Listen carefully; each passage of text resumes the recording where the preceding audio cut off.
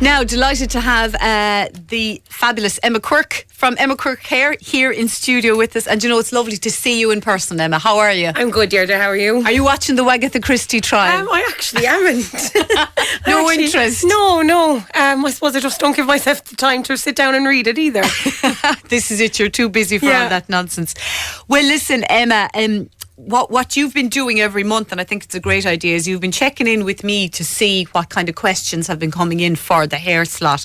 And we were talking yesterday, and I was telling you that we're getting a lot of queries from listeners about products. And am I using the right shampoo? Am I using the right conditioner? What can I do about my frizzy hair? Those kind of questions. So we thought we might talk a bit today about products, and you've brought some in with you to show us. I'd say a bit too much, but look, it's easier to have more than less and to give a person a variety. So like, I have 3 different brands with me, and they all vary in price point as well, which is good. So you can have your more luxurious product, you know, which is a treat to yourself, but it's doing the job that it needs to do. And then there's obviously your standards then of products that you would use on an everyday use as well. Okay. And do you think sometimes maybe to save money, because everyone's trying to save money at the moment, do people maybe do their weekly shop and they just grab one bottle of shampoo and everyone in the family uses it in the shower, the same shampoo? I'm presuming that's not a good idea. No, like my thing to clients is, okay, people are investing their time and their money, hard-earned money, into having their hairs done, you know, and it's part of my consultation with the client. There is no point coming in, spending whatever they need to spend on their hair, going home and using something that's like bought in a supermarket, and just stripping the colour out, you know, weakening the condition of the hair, etc. And like, that's just wasting our time and effort of what we've done on the hair, and wasting their time and giving up even like a Saturday or a late evening to come into the salon and having their hair done. Whereas by using a salon-based product, they're maintaining the colour for longer. The colour isn't stripping out as quick. And that's why we're saying, look, you're better off to invest in it. Like, and as the statement says, invest in your crown, you know. And I find by using it, we have seen better results. So like, people now don't have to come back, like say for a toner, might be now every 8 weeks instead of 6 weeks, because they're now using salon products. But we're also putting a thing called pigments into their colours, or into their shampoos.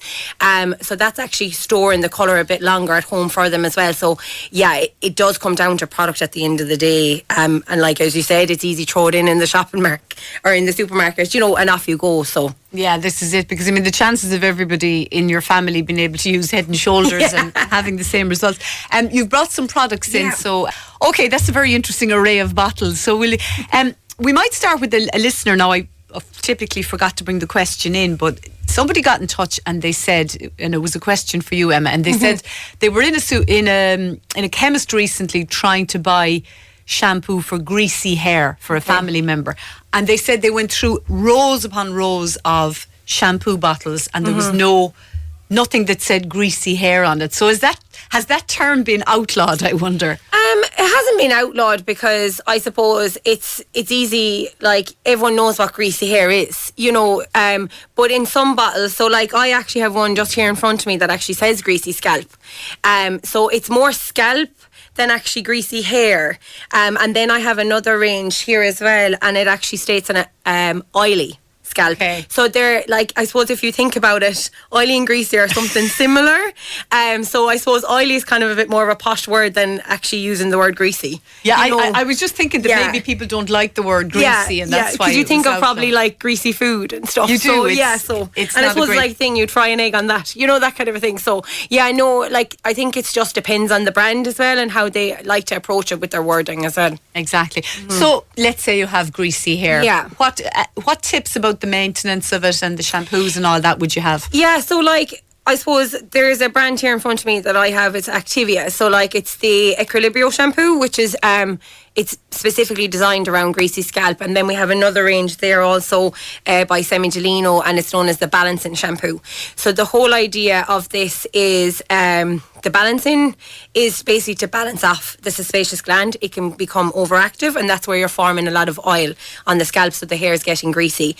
It can also come down to like just the products that you're using. So you might actually think you have a greasy scalp, but you mightn't actually have a greasy scalp. But that could be home use products also. It's actually a hard one to decide on. For example, with the camera that we have in the salon, I always felt I had a dry scalp, and I was thinking it was from the heat of the salon. We're constantly with dryers, air conditioning, etc. And like that, we're not outside as much as we'd like to be. And when I did this, studied my scalp on the camera, it actually showed up that I was actually a greasy scalp, and that's where the dryness was coming from, because I was allowing it to build it up and I was getting it like an irritated scalp and things. So what I was always diagnosing myself with was actually completely wrong. So I as well was using the wrong product. So since I've actually started using the greasy scalp, my itch is completely gone and the dryness has gone away. So it's this one. You might just hold it up to the camera there so we can see. This one. What's this called? It's Equilibrio. So it's Italian. So the names are actually quite like trying to understand us at the start when we were trying to announce them in the salon was quite funny actually. So there's actually 3 in this range, and I'm just going to turn them around there so that for the camera. So this one, there's actually 3 in the scalp range. So there's the Equilibrio, there's the Parisa, and then we have this one, which is the Benacera. So there's the greasy, the dry scalp, and then there's also for sensitive scalp. So it all depends. It could be like just one of 3. And sometimes you actually might end up needing both. Needing both, okay. Yeah. Okay. So, but that's what I'm saying, it comes down to actually diagnosing the scalp properly, and that's why consultation is absolute key even when it comes to our product. And you have that machine, don't you? Yeah, the oxygen therapy machine as well. Yeah, so the results from this have been absolutely amazing.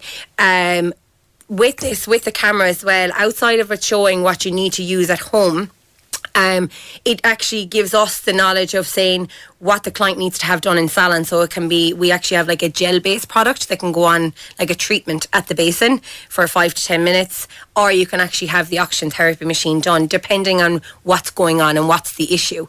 I'm more the gel-based for mine. I don't really need the oxygen, but the results, like even after just 1 round, was just unreal on my hair. And even changing my conditioner, like just doing a lot of changes, has it made my life so much easier. And you know the way people say, they go into a category, I have dry hair, I have greasy hair, whatever, I have fine hair, blah, blah. Yeah. You don't have that same type of hair for life? I mean, I presume it can change with women, especially with hormones and everything. Yeah, like so someone that might have had, say, look, just take grey hair for example. Grey hair can change literally overnight. So it can be grey hair that a client can come in, it can be covered quite easily, with colour. And then as time progresses, the grey actually starts to get coarse. So the hair is getting coarser and coarser, and you start to get these lovely wiry bits, which obviously then, it means that the hair is it's starting to change its texture. And that comes with age. The melanin is also leaving the hair. So there's a lot going on. So like, it's like our own skin changes, our bodies change as we get older as well. So we actually forget that our hair changes with it as well. And it's something as well that with our scalp, we all forget that it's part of our skin from our face. So we're not treating our scalps the way we should be, like even down to exfoliating. We actually all should be exfoliating our scalps and making sure that our scalp is constantly clean once a week as well. Oh my God, that's a lot of work, isn't it? So you've been telling us about oily. What about dry then? Because a lot of people have dry hair. Yeah, so dry hair then, dry can actually come under a couple of categories. So there can be dry hair which would be down to electronics. So if you were using constant like straighteners, curling tongs, dryers, and that's where straight away we'd be like heat protector immediately, so that you're protecting it, so that you're not drying it out as much. So if it is like on that side of dryness, then we're recommending of a moisture based product, because it's just dehydrated. It's like our bodies get dehydrated, we need water, to rehydrate ourselves. It needs that moisture, and it's something that a lot of Irish people actually lack, is moisture in our hair. And the reason for it is just because I suppose the air is always so dry around us, and then the other type of dryness would be, we'd call it like dry damaged, so it would be chemically damaged. So like, if highlighting hair or, balayages. So we would always send a person home like with something based of protein. After having, say, bleaching services done, we might mix it with a bit of moisture. Just depends on the hair type itself. So there is a couple of dry, I suppose, categories. And then you just have the person that just has that natural coarse hair that is just always dry. That you have to look at as well and treat that then with products as well. And that comes down to like smoothing products then. And are there any treatments for dry hair among that Italian range there? Yeah, so I actually didn't bring it with me, but there's a discipline range. There's a discipline range say for the coarse hair types that we were just talking about there. There's also, I actually have these ones. So these are 2 moisture based. So it depends. So if your hair is quite thick and coarse, we can put you on the Nutrizone Rica, which is a bit heavier, whereas the Nutrizone on its own is a bit more lighter, but they're still both moisture based products. They both come with conditioners as well, so they have a family of products, in it. And then you also have one, it's a Nuova Fiber is the one then we have, say, that if it needs protein, so that's of this range also, but like that in the Semi-Delino, we have all those ranges as well, and I have them in the bag and I'll pop them up there shortly as well just to show. But yeah, you have something there in all ranges basically. Yeah, okay, yeah. Very good. Now, the other thing as well, serums. Serums didn't exist when I was a teenager. Yeah. They seem to have come on the market in recent years. It might sound like a simple question, but what is a serum, and does everyone need a hair serum? So, serum is probably the nicer word. Like when people hear oils, they absolutely freak out. They're like, no, an oil. So straight away, because the word oil is thinking oily, so that it's going to make it greasy. So we're like, no, a serum is there to actually protect. So there's just this small little one here, that's a miniature size of it. It's a 15 mils. These come in up to like 50 ml bottles. So I actually use this one myself as well, and I blow dry this into my hair. So the way I would teach a client with this is, if you put this on your hair wet, it works like a treatment, and if it's put on the hair dry, it works as a serum. So the whole idea of blow drying it into your hair is that you're actually protecting the ends constantly. So you have that smooth finish to it. Because sometimes people don't like to put it on afterwards, a blow dry, because they feel that it just sticks to it, and it has that greasy feeling off the ends of their hair. Whereas I personally prefer to blow dry these kind of products in. But there's loads of different types. So there's this one in the Semi-Delino. This would be another type of a serum, but it's actually a blow dry concentrate. Oh, so this Moroccan oil. Love Moroccan oil. I like this one. I'm just going to take it out of the packet here. It's quite a heavy product. So this is part of their smoothing range. This is beautiful to blow dry into the hair like that. People with coarse hair, very thick hair, and they find it very hard to blow dry their hair. This does wonders. Now you're talking my language. So that would be another type. So yeah, there is a mix, but it all comes down to depending on what the client needs. And that's just one other one as well in Moroccan oil. In Moroccan oil, what I like about it is that you can see there has a white line here in the box. They have 2 different types. So this one is a light version of it, and they also have a heavier version. And that comes down to, again, the type of hair that a person has. So you get a fine big bottle of it, and that could do you up to about 8 months. I've heard women raving about Moroccan oil. So at what point do you put it into your hair when you're before you're blow drying it? Yes. Do you wash it out? Do you leave it in? No, you leave it in. So basically you do your 2 shampoos, you do your condition, you towel dry your hair, you brush your hair out, and literally what I like about these is they all come with a pump. So you know exactly how much you're putting on. 1 pump is plenty. Rub it into the hands, warm it up in the palms of your hands, and just run it through with your fingers. And if you want to, you can come back along and with a comb you can comb it back through again and just literally blow dry it in. And does it make your hair calmer? Does it take the frizz out of it? Yeah, especially the blow dry concentrate. That's what I do like about that one. So sometimes if I'm trying to treat my hair maybe as I would say on a price point, this is your luxurious one as well. You're paying about 42 euros for a bottle of this one, whereas you're paying 13 euros for this. So this would be my everyday use, whereas maybe once a week I would treat myself to that. Yeah. Okay. I'm allowed. Emma, we're going to take a break at this stage. Lots of questions for you now. We want people to get in touch. Emma's going to stay with us for another while. Do you have problems with your hair and the kind of products you use, be it shampoo or conditioner or sprays or whatever? Are you looking to change the products you're using at the moment, and what specifically are you looking for from your hair products. You might send in your questions to us now on the usual numbers, and again it's 083 300 3300. Emma's going to stay with us here in studio to answer your questions, and we're back with you in just a moment. On Talkabout. Now, Emma Quirke, hairstylist based here on Main Street, Tralee, is with us in studio, and we're talking about the various fantastic products that are now available on the market for all kinds of problems you might encounter with your hair or indeed your scalp. Emma, a listener was on to say, on the right hand side of my head is a patch of dandruff. It gets very sore at times. I never had dandruff ever. Is there anything I can use for it? I've tried all the shampoos, but it keeps coming back.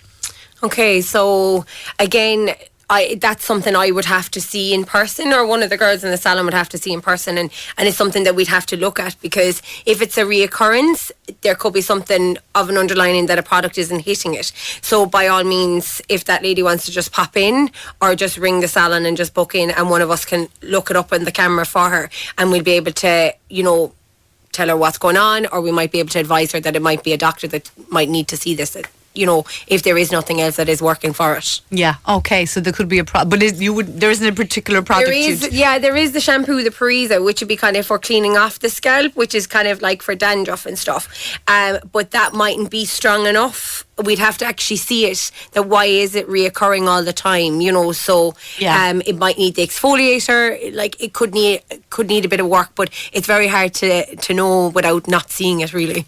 A couple of people have been on actually, and I think maybe it's because last night was so warm, but a few people have been on with the same question about waking up in the morning after a warm night and their hair is like Monica from that episode of Friends in Barbados, that it's just all over the place. The humidity. So what's the best product there? Yeah, so I suppose for women, like having humidity blockers, so you could like build in humidity blockers into the hair after washing it, just like that. But I think every woman is going through it at the moment, because I myself even go through it. But yeah, no, there is a product there that we actually have. It's by the brand Wow, and they have one called a Dream Coat. So what I love about this is it's actually just like a liquid spray. You pop it into the hair after you shampoo and conditioning. You pop it in, and it's heat activated, so it doesn't work without heat, basically. And this actually lasts up to 3 washes. So it's actually this one here, it's the silver one.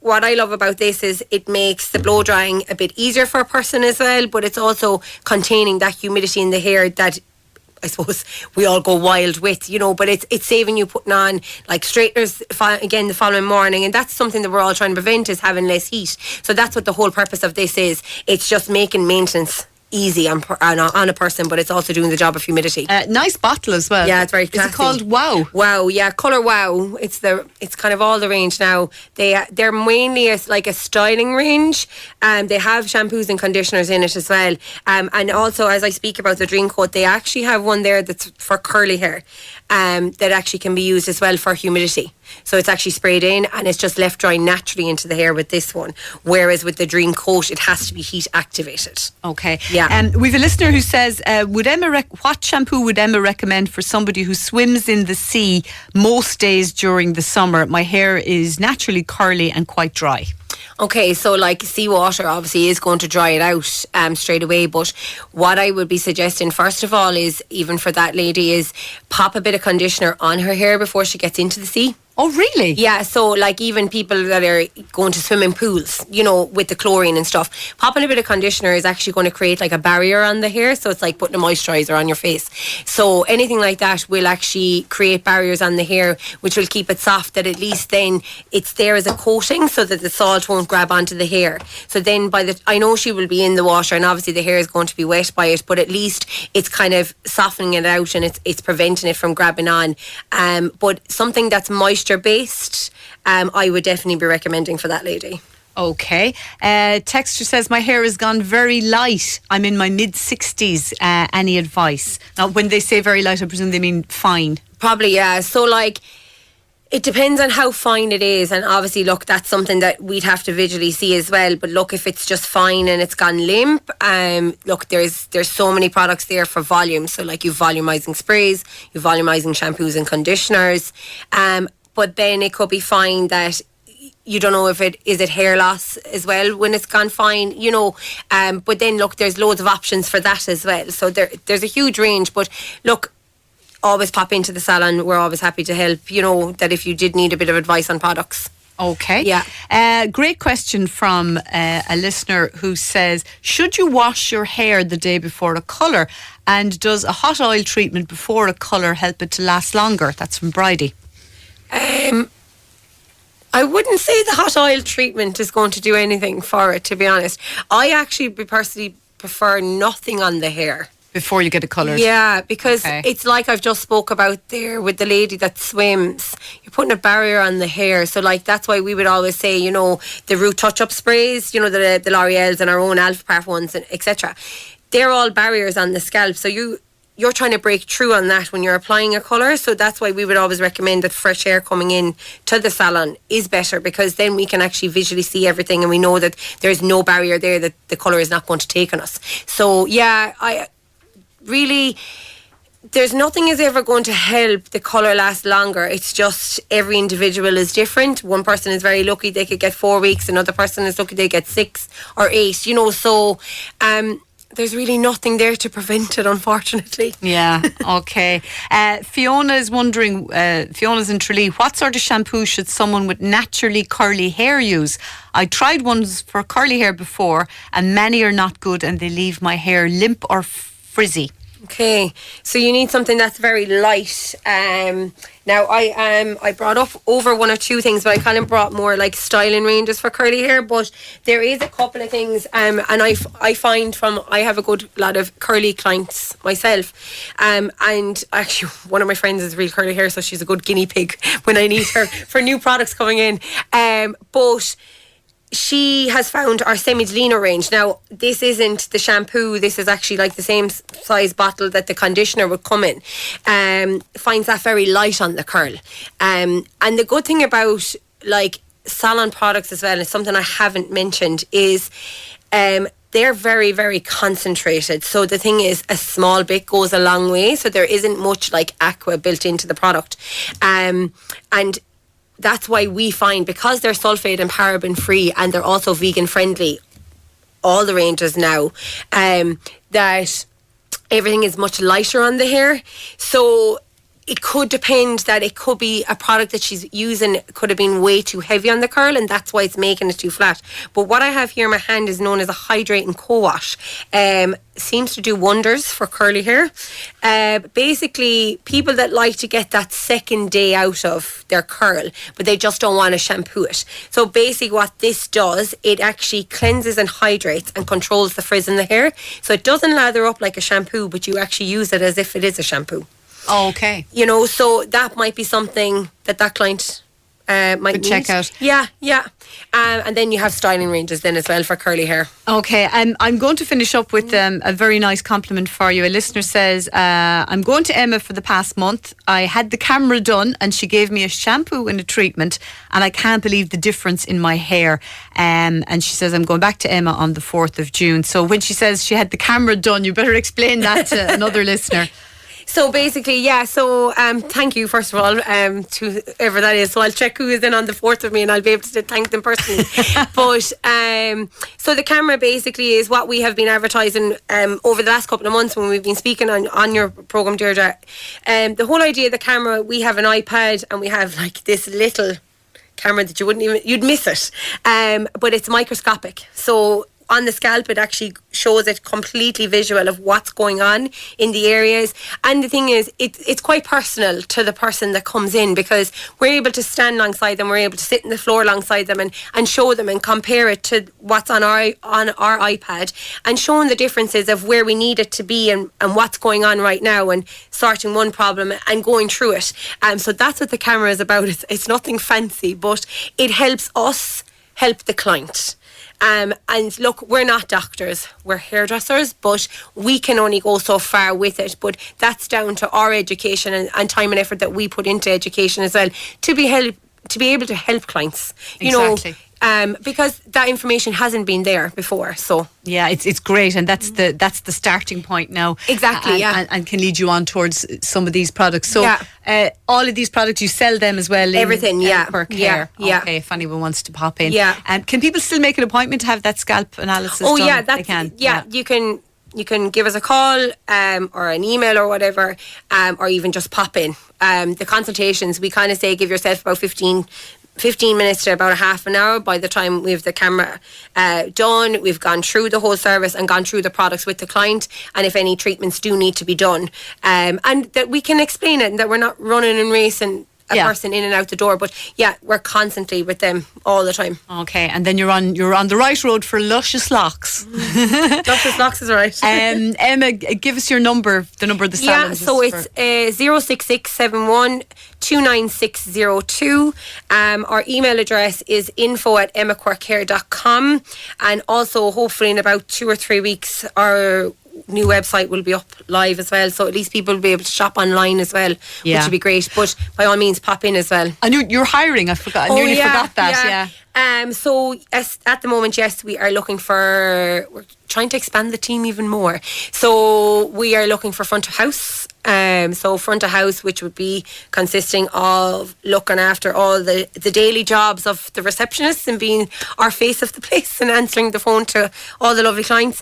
But also, I suppose, being a person that I can go to as well, and help me along, because obviously I am quite busy on the floor myself all the time. And then we're also hiring stylists as well, so senior stylists and also junior stylists. Brilliant. Okay, well, you're obviously very busy, and isn't that great to hear? No complaint. Emma, great to talk to you, and we will have a video up tonight just to let the listeners know on Facebook showing all these products, and you can have a look at Emma and see what she looks like. See the face behind the voice. Exactly. Emma, thanks a million. We'll talk to you again next month. Thanks, Deirdre. We'll take a break, folks. We're going to be talking about that new degree course in bar management, which was